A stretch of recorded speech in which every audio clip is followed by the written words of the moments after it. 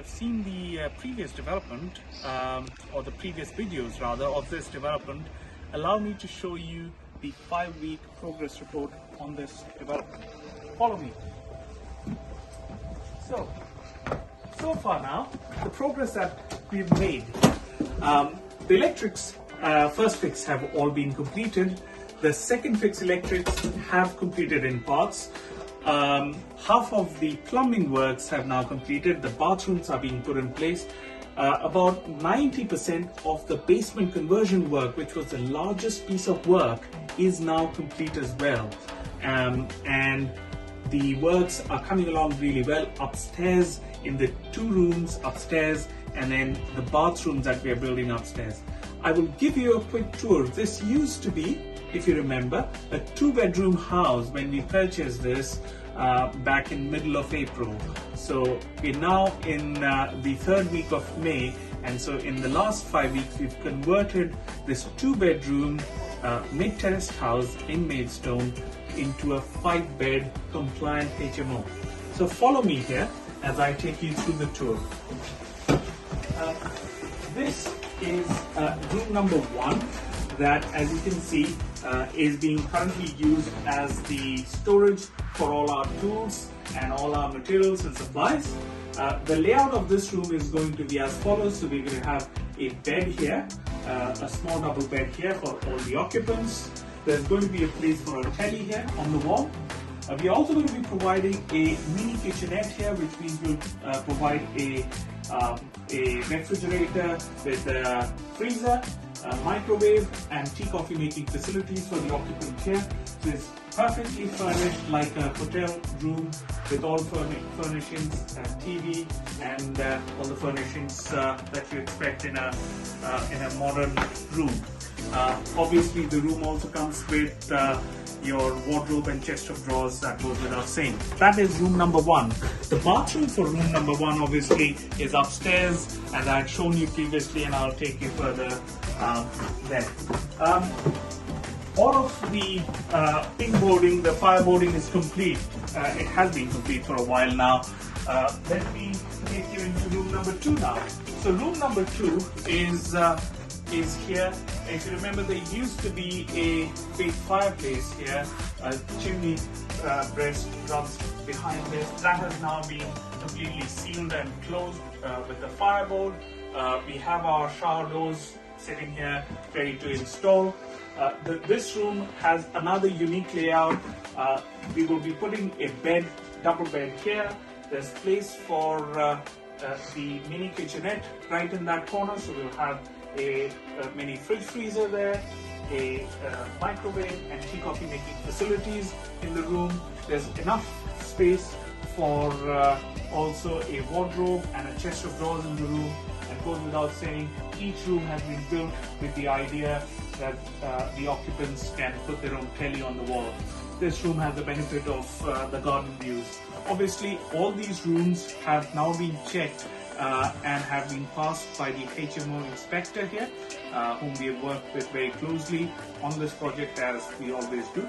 The HMO inspector has been very happy with the works that they've seen, and they've already passed this, and they're happy to issue us a license on this property. So we know that the works are compliant, and they're happy to issue the license as we speak.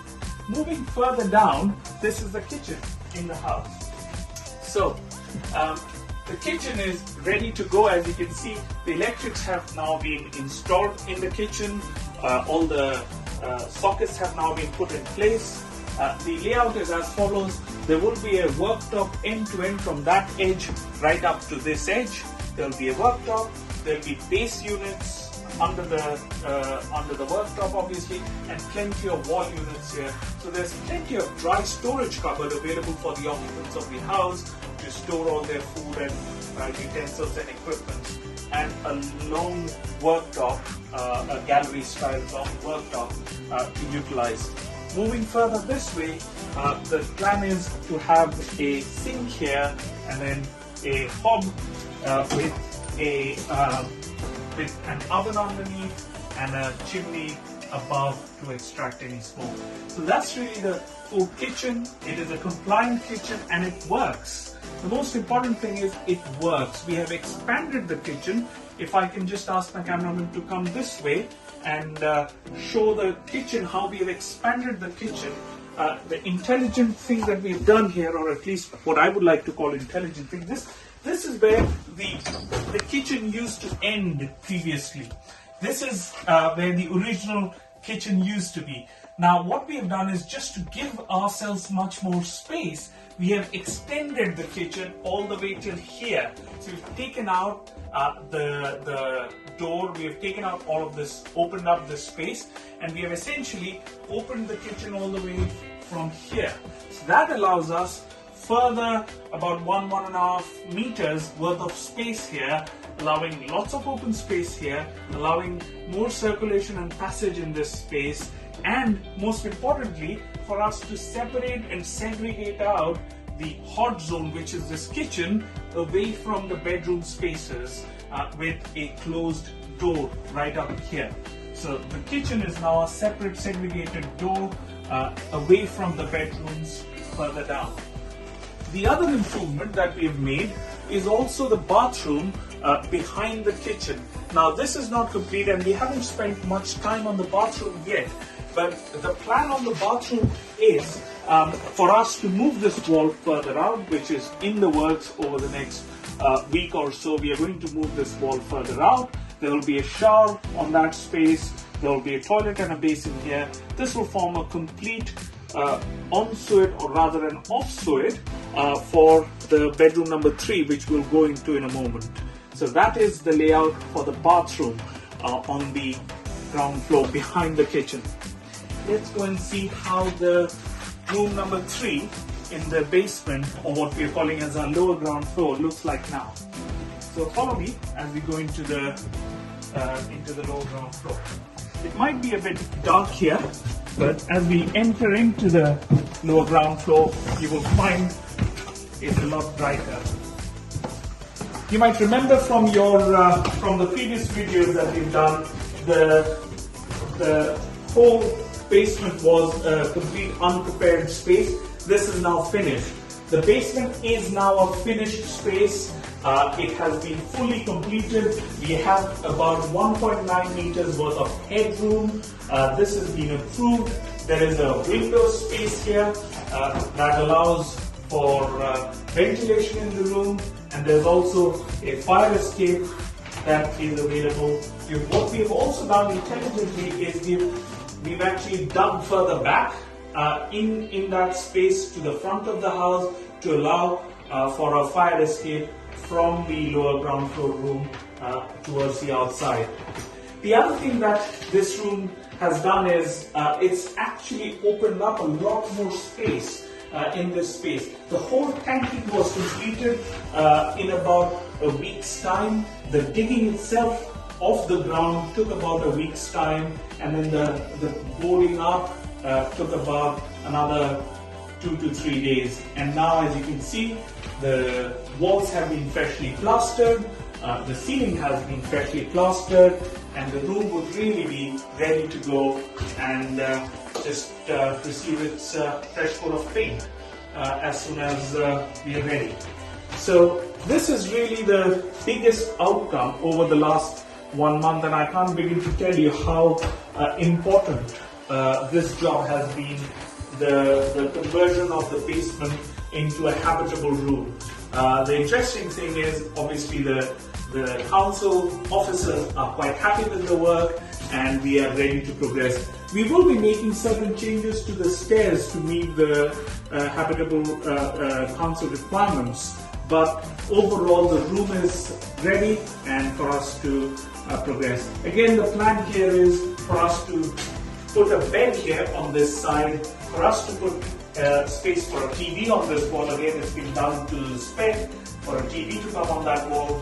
There will be a mini kitchenette here. It's been planned on this side rather, and here there will be a mini kitchenette with a fridge freezer, a microwave, and a tea coffee making facilities. There's plenty of space for a wardrobe and a chest of drawers to come in the rest of the room. It's a nice quiet room. I hope you like the conversion work that we've done in the basement. Follow me as I take you upstairs to the other rooms.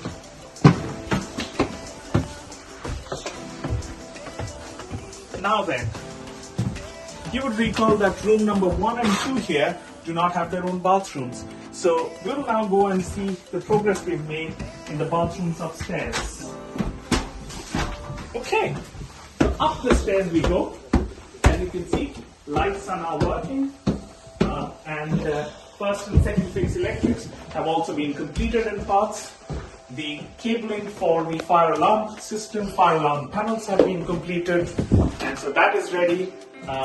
And this is all that's completed within a span of 5 weeks of acquisition, of getting the keys in our hands. Let me give you a tour of the bathrooms itself. So in here, there are 2 bathrooms that we have now carved out. This space has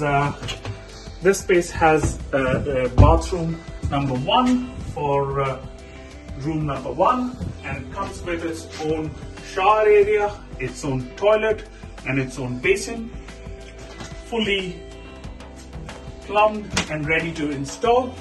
The dry lining work is all complete, and then followed by another bathroom space for the other bedroom, bedroom number 2.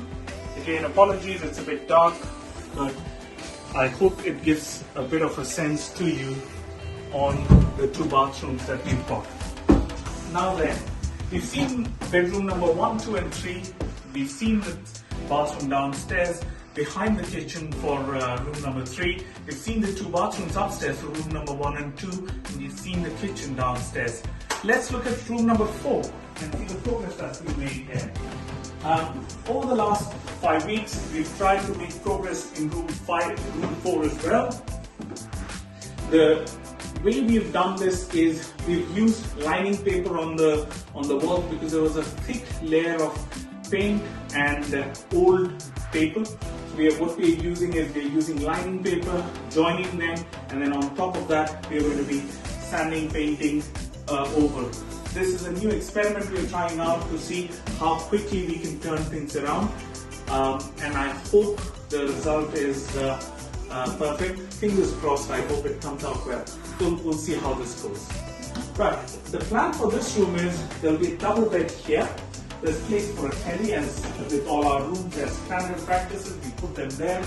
There's place for the mini kitchenette in this room, so the fridge freezer here, the microwave and tea coffee making facilities here. The room does overlook a garden at the back of the house. Obviously that is something we need to prep towards the end. And then the room has plenty of space for a chest of drawers here, and then maybe a bedside table, and behind the door for us to place a wardrobe, maybe perhaps in this space. So that would be the layout of this room. And this room also comes with its own ensuite bathroom that's accessible right from this from inside the room itself. Again, some of the words that we've used in this development has been the use of shower panels, the water resistant panel system. So these panels are an excellent finish that are quick to install and last longer, and they are less hassle than tiles to maintain and install, and they are perfectly reasonably priced to install. So that's been an interesting change in our plans on this project. Again, I hope I'll be able to show you an excellent result towards the end as we finish this development. Moving on from here, let's look at room number 5. So this is room number 5, and you might recall this used to be this large master bedroom. The good thing about this room is we have because of the size of the room, we've managed to carve out this whole space away from here, and half of this space is the ensuite that opens into room number 4, and the other half is the ensuite that opens into room number 5. And yet the size of the room is still large enough for it to have a nice double bed here, place for a telly there, place for a wardrobe there, and a mini kitchenette with a fridge, freezer, microwave, and tea coffee making facilities in that corner. So overall, the net outcome of this room, so an ensuite bathroom bathroom, a full-fledged room, and a fully desirable room in the heart of Maidstone town. So I hope you liked this update, and I look forward to bringing you more updates over the coming weeks. Thank you so much for watching.